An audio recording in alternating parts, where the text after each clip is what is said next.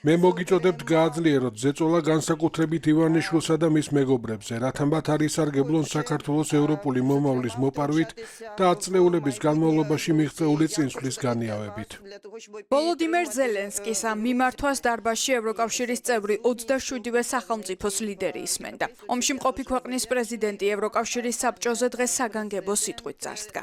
უკრაინის მთავარსარდალი პოლიტიკურ გაერთიანებას მოუწოდებს მთავარი ფოკუსი ბიძინა ივანიშვილზე გაასწოროთ და ყველაფერი იღონონ, რომ რუსულმა რეჟიმმა საქართველოს ევროპას არ წაართვას. არც ერთი დემოკრატიული ერი არ უნდა დარჩეს ერთიანი ევროპისა და ალიანსის მიღმა.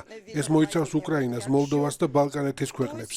სამწუხაროდ რუსეთის მიერ კონტროლირებადი მაფია საქართველოში მუშაობს იმისთვის, რომ ქვეყანა პუტინის გავლენის ქვეშ მოიყვანოს და ევროპული გზიდან გადაიყვანოს. თბილისის ამჟამინდელი ხელისუფლება უარს ამბობს ევროკავშირთან ურთიერთობაზე. ჩვენ არ გვაქვს უფლება დავკარგოთ ერთი ქვეყანა ჩვენს ევროპაში. თუ ის დაეცემა, ეს ყველას გვაახლოებს დაყოფასთან და კონფლიქტთან. და ძალიან მნიშვნელოვანია მოლდოვის ევროპული არჩევანის მხარდაჭერა და ეს ეხება არა მხოლოდ არჩევნებს, არამედ მოლდოვის ხალხის კეთილდღეობას. მათ უნდა იგრძნონ ევროპის ძალა სიღარიბესთან ბრძოლაში. ევროკავშირის წევრ ქვეყნებს ეროვნული სანქციების დაწესებისკენ მოუწოდებს ესტონეთი. ოფიციალური ტალინის პოზიციაა, რომ ბიძინა ივანიშვილი, ირაკლი კობახიძე, კახა კალაძე, მამუკა მდინარაძე და რეჟიმის ყველა მოძალადე წარმომადგენელი შენგენის ზონაში პერსონა ნონ გრატად გამოცხადდეს და შესვლა ყველა ქვეყანაში აეკრძალოთ. ისე როგორც ეს ბალტიისპირეთის ქვეყნებმა გააკეთა. კიდევ ერთი საკითხი, რომელსაც დღეს განვიხილავთ, ალბათ საქართველოა. დემონსტრანტების წინააღმდეგ ძალადობა კვლავ გრძელდება. ესტონეთს საქართველოს წინააღმდეგ სანქციების სია აქვს და ჩვენ ველით, რომ ამ საკითხზე ევროპასაც მტკიცე პოზიცია ექნება. From the bottom of the heart, the friend of Georgia. ეს ბევრჯერ მithქვამს და მე მთელი გულით საქართველოს მეგობარი ვარ, თუმცა რასაც ახლა ვხედავ, ნამდვილად იმედგაცრუებას იწვევს. დიახ, ჩვენ შეგვიძლია განვიხილოთ არჩევნების შედეგები. სავარაუდოდ ჩვენ ვიპოვით ადამიანებს, რომლებიც იტყვიან, რომ ეს იყო ყალბი არჩევნები და რომ ისინი არ აღიარებენ შედეგებს და იქნება სხვა ნაწილიც, რომელიც საპირისპიროს იტყვის. თუმცა ჩემთვის ყველაზე დიდ იმედგაცრუებას იწვევს მთავრობის განცხადება, რომ ისინი შორდებიან ევროპულ გზას. მიუხედავად იმისა, რომ ქართველი ხალხის 80% მტკიცედ უჭერს მხარს ევროპულ ოცნებას, ასე რომ ქართულმა ოცნებამ არ უნდა წაართვას ქვეყნის უმრავლესობას ევროპული ოცნება. პოლიტიკური გაერთიანება, რომ ოლიგარქის რეჟიმის წინააღმდეგ მოქმედებას მხოლოდ ახლა იწყებს, ეს დაადასტურა დღეს ევროკავშირის უმაღლესმა წარმომადგენელმაც. მიუხედავად იმისა, რომ პრორუსი ორბანის უნგრეთი და ფიცო სლოვაკეთი ქართულ ოცნებას მაშველრგოლად ევლინება, ევროკავშირის წევრი ქვეყნები დანებებას არ აპირებენ და დამატებით ზომებზე მუშაობას განაგრძობენ. საქართველოს საკითხი განეხილეს დღეს ბრიუსელში, სადაც 27 სახელმწიფოს ლიდერი იყო შეკრებილი.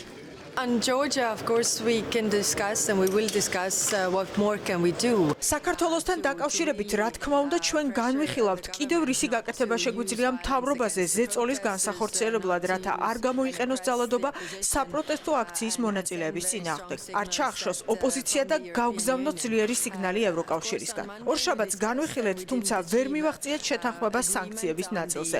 გჭირდება შემდგომი მუშაობა. ევროკავშირმა უპრეცედენტო გადაწყვეტილება უკვე მიიღო და დიპლომატიური პასპორტების მფლობელებს ევროპაში გადაადგილების სავიზო რეჟიმი დაუწესა.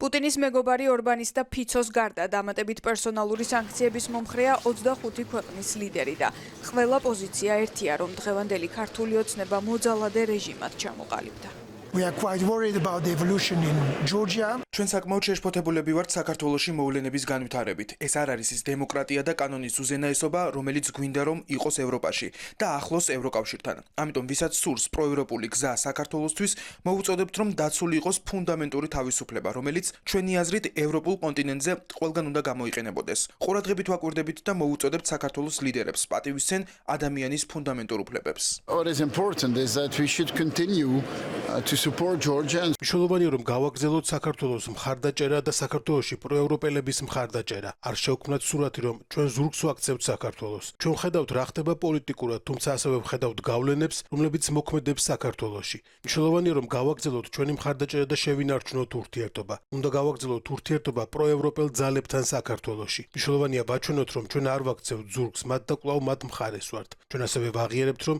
ის რაც დღეს ხდება იმიტომ რომ იქ არის ბევრი უცხოური გავლენა. ქართულ ხალხს მკაფიო მხარდაჭერა აქვს ევროპარლამენტიდანაც. ევროპის საკანონმდებლო ორგანოში საქართველოს პრეზიდენტის სიტყვით გამოსვლის შემდეგ დღეს რობერტა მეცოლამ ქართულ ხალხს სოლიდარობა კიდევ ერთხელ გამოუცხადა. Well, you can expect strong wording from the European Parliament. თქვენ შეგიძლიათ ელოდოთ ძლიერ სიგნალს პარლამენტისგან. თქვენ იხილეთ რეზოლუცია, რომელიც ჩვენ მივიღეთ და რომელიც ეხება ჩვენს შეშფოთებას არჩევნების ჩატარებასთან დაკავშირებით. ჩვენი მოწოდებაა ქართველებისადმი, რომ არ გადაუხვიონ ევროპული გზიდან. მე უკვე წლებია, რაც ევროპულ საბჭოებზე დავდივარ და ამ საბჭოებზე ერთი რამ დომინირებს. ჩვენ მივეცით პირობა იმ ადამიანებს, რომლებიც ევროპას უყურებენ როგორც მათ სახლს, რომ კარს არ ვივუხურავთ და ეს ეხება ქართულ ხალხსაც. რომელიც ისევ ქუჩაშია ევროკავშირის დროშებით და ჩვენ მათ არ მივატოვებთ. ეს არის ჩვენი მკაფიო გზავნილი და ასე იქნება 2025 წელსაც.